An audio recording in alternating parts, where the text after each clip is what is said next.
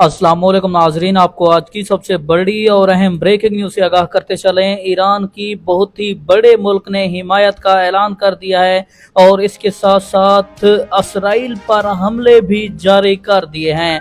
आपको मुकम्मल तफसील के साथ आगाह करने वाले हैं इस छोटी सी वीडियो में, लेकिन उससे पहले वीडियो को लाइक और चैनल को सब्सक्राइब ज़रूर कर दें। अगर आप ईरान को सपोर्ट कर रहे हैं तो वीडियो को लाइक और चैनल को सब्सक्राइब लाजमी करना है।